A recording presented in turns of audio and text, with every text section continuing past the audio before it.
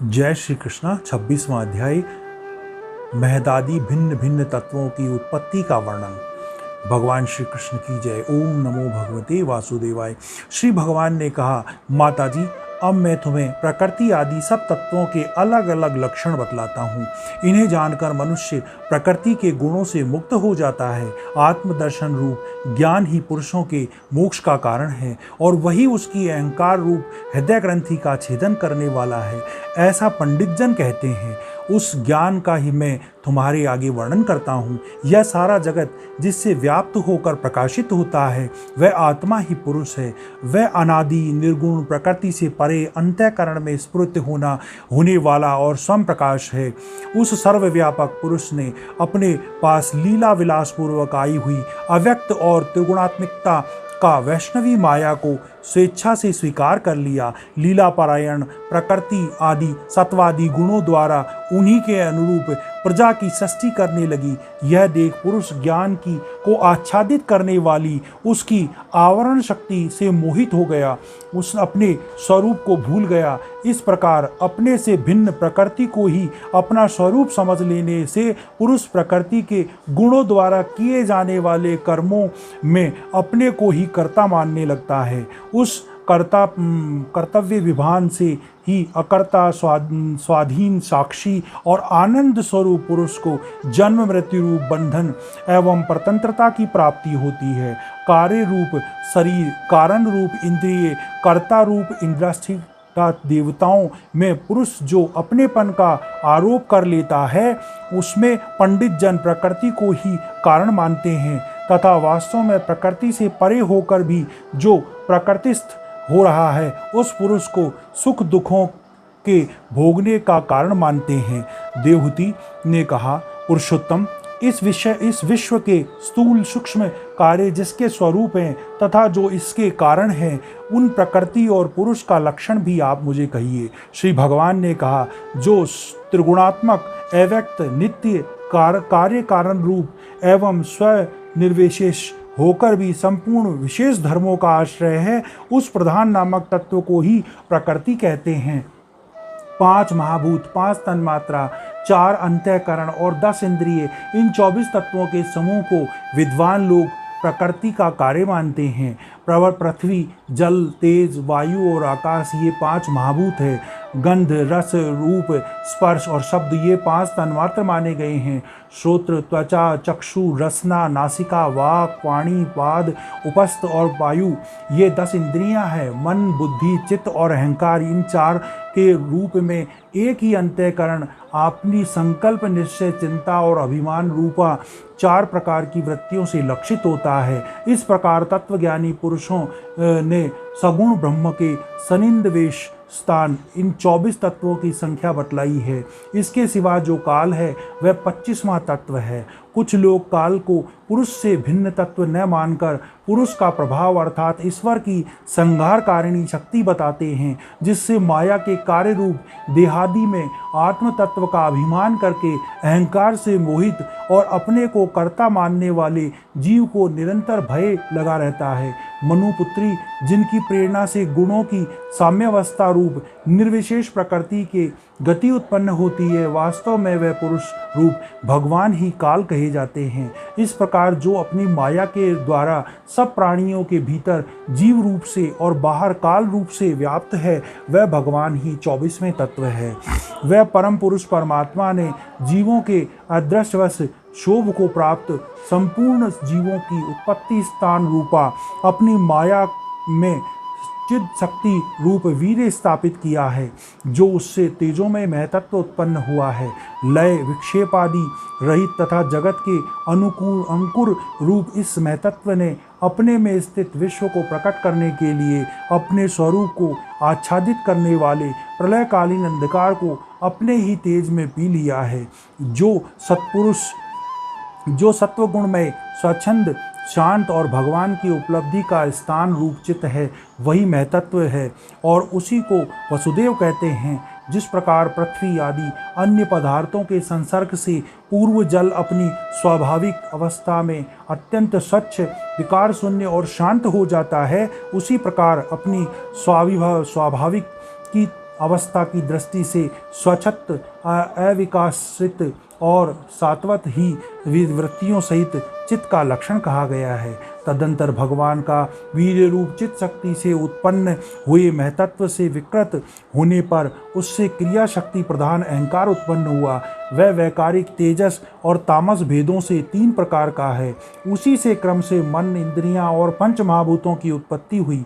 इस भूत, इंद्रिय और मन रूप अहंकार को ही पंडित जन साक्षात संकर्षण नाम का सहस्त्र सिर वाले अनंत देव कहते हैं। इस अहंकार का देवता रूप से कर्तव्य, इंद्रिय रूप से कारत्व और पंचभूत रूप से कार्यत्व लक्षण है, और सत्वादी गुणों से के संबंध में शांतत्व, घोर तत्व और मूढ़ तत्व भी इसी का लक्षण है। उपयुक्त 3 प्रकार के अहंकार से वैकारिक अहंकार के विकृत होने पर उससे मन हुआ, जिसके संकल्प विकल्पों से कामनाओं की उत्पत्ति होती है। यह मनस्त्व ही इंद्रियों के अधिष्ठाता अनिरुद्ध के नाम से प्रसिद्ध है। योगी जन शरतकालीन नील कमल के समान श्याम वर्ण वाले इन अनिरुद्ध जी को स्नेह स्नेह मन की वशीभूत करके आराधना करते हैं। साध्वी, फिर तेजस अहंकार के विकार होने पर बुद्धित्व उत्पन्न हुआ। वस्तु का स्फुरण रूप विज्ञान और इंद्रियों के व्यापार में सहायक होना, पदार्थों का विशेष ज्ञान कराना, ये बुद्धि के कार्य हैं। वृत्तियों के भेद से संशय, निपरिवन यानी विपरीत ज्ञान, निश्चय, स्मृति और निद्रा भी बुद्धि के ही लक्षण हैं। यह बुद्धित्व ही प्रद्युम्न है। इंद्रियां भी तेजस अहंकार का ही कार्य है। कर्म और ज्ञान के विभाग से उनके कर्मेंद्रिय और ज्ञानेंद्रिय 2 भेद हैं। इनमें कर्म प्राण की शक्ति और ज्ञान बुद्धि की। भगवान की चेतन शक्ति की प्रेरणा से तामस अहंकार के विकृत होने पर उससे शब्द तन्मात्र का प्रादुर्भाव हुआ। शब्द तन्मात्र से आकाश और शब्द का ज्ञान कराने वाले श्रोतेंद्रिय उत्पन्न हुई। अर्थ का प्रकाशक होना, ओट में खड़े हुए वक्ता का भी ज्ञान करा देना और आकाश का सूक्ष्म रूप उन विद्वानों में मत में ही यही शब्द के लक्षण हैं। भूतों को अवकाश देना, सबके बाहर भीतर वर्तमान रहकर तथा प्राण, इंद्रिय और मन का आश्रय होना, ये आकाश के वृत्ति कार्य रूप लक्षण है। फिर शब्द तन्मात्र के कार्य आकाश में कालगति से विकार होने पर स्पर्श तन्मात्र हुआ। उससे वायु और स्पर्श का ग्रहण करने वाले त्वगेंद्रिय की त्वचा उत्पन्न हुई। कोमलता, कठोरता, शीतलता और उष्णता तथा वायु का सूक्ष्म रूप होना, यह स्पर्श के लक्षण है। वृक्ष की शाखा आदि को हिलाना, तृणादि की खट्टा कर देना, सर्वत्र पहुँचना, गंधादि युक्त द्रव्य को घ्राणेन्द्रिय इंद्रियों के पास तथा शब्द को श्रोतेंद्रिय के समीप ले जाना तथा समस्त इंद्रियों को कार्य शक्ति देना, यह वायु की वृत्तियों के लक्षण है। तदंतर देव की प्रेरणा से स्पर्श तन्मात्र विशिष्ट वायु के विकृत होने पर उससे रूप तन्मात्र हुआ तथा उसे तेज और रूप को उपलब्ध कराने वाली नेतेंद्रियों का प्रादुर्भाव हुआ। साध्वी, वस्तु के आकार का बोध कराना, गौण होना, द्रव्य के अंग रूप से प्रतीत होना, द्रव्य का जैसा आकार, प्रकार और परिमाण आदि हो उसी रूप में उपलक्षित होना तथा तेज का स्वरूप होना, यह सब रूप तन्मात्र की वृत्तियां हैं। चमकना, पकाना, शीत को दूर करना, सुखाना, भूख प्यास पैदा करना और उनकी निवृत्ति के लिए भोजन और जलपान कराना, ये तेज की वृत्तियां हैं। फिर देव की शरण में रूप तन्मात्र में तेज से विकृत होने पर उससे रस तन्मात्र हुआ। उससे जल तथा रस को ग्रहण कराने वाले रसेंद्रिय यानी जीवा उत्पन्न हुई। रस अपने शुद्ध स्वरूप में एक ही है, किंतु अन्य भौतिक पदार्थों के संयोग से वह कसेला, मीठा, तीखा, कड़वा, खट्टा और नमकीन आदि कई प्रकार का हो जाता है। गीला करना, मिट्टी आदि को पिंडाकार बना देना, तृप्त करना, जीवित रखना, प्यास बुझाना, पदार्थों को मृत्यु कर देना, ताप की निवृत्ति कराना और कोपादि से निकाल लिए जाने पर वहाँ बार बार पुनः प्रकट हो जाना, यह जल की वृत्तियाँ हैं। इसके पश्चात देव प्रेरित रस स्वरूप जल के विकृत हो जाने पर उसमें गंध तन्मात्र हुआ और उससे प्रकृति और गंध को ग्रहण करने वाली घरेंद्रियाँ प्रकट हुई। गंध एक ही है, तथापि परस्पर मिले हुए द्रव्य भागों की न्यूनाधिकता से वह मिश्रित गंध, दुर्गंध, सुगंध, मृदु, तीव्र और अम्ल आदि कारण तत्वों से भिन्न किसी दूसरे आश्रय की उपेक्षा किए बिना ही स्थित रहना, जल आदि अन्य पदार्थों को धारण करना,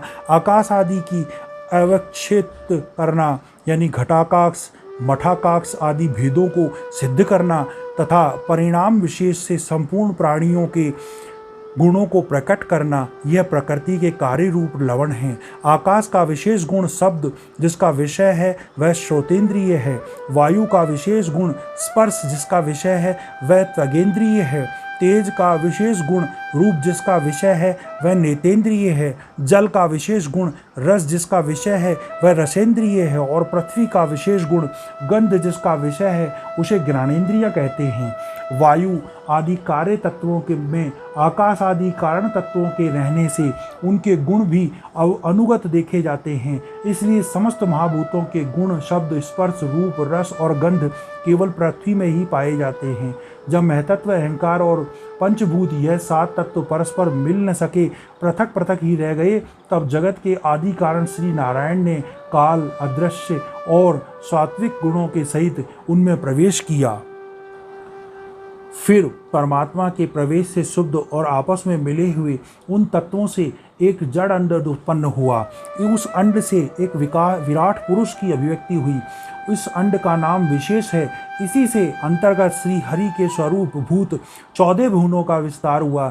यह चारों ओर से क्रमशः एक दूसरे से 10 गुने जल अग्नि वायु आकाश अहंकार महत्वत्व इन 6 आवरणों से घिरा हुआ है। इन सब के बाहर 7वां आवरण प्रकृति का है। कारण में जल में स्थित उस तेजोमय अंड से उठकर उस विराट पुरुष ने पुनः उसमें प्रवेश किया और फिर उससे कई प्रकार के छिद्र किए। सबसे पहले उसमें मुख प्रकट हुआ, उससे वाक इंद्रिय और उसके अनंतर वाक का अधिष्ठाता अग्नि उत्पन्न हुई। फिर नाक के छिद्र नथुने प्रकट हुए, उससे प्राण सहित ज्ञानेंद्रियां उत्पन्न हुई। ग्रहण के बाद उसका अधिष्ठाता वायु उत्पन्न हुआ। तत्पश्चात नेत्र गोलक प्रकट हुए, उनसे चक्षु इंद्रिय प्रकट हुई और उसके अनंतर उसके अधिष्ठाता सूर्य उत्पन्न हुए। फिर कानों के छिद्र प्रकट हुए, उनसे उनकी इंद्रियां श्रोत और उसके अभिमानी दिग्देवता प्रकट हुए। इसके बाद उस विराट पुरुष के त्वचा उत्पन्न हुई, उसमें रोम मूछ दाढ़ी और सिर के बाल प्रकट हुए और इसके बाद त्वचा का अभिमानी औषधि उत्पन्न हुई। इसके पश्चात लिंग प्रकट हुआ, उससे वीर्य और वीर्य के बाद लिंग का अभिमानी अपोदेव जल उत्पन्न हुआ।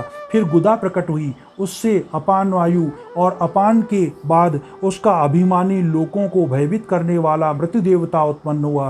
तदंतर हाथ प्रकट हुए, उससे बल और बल के बाद हस्तेंद्रियों का अभिमानी इंद्र उत्पन्न हुआ।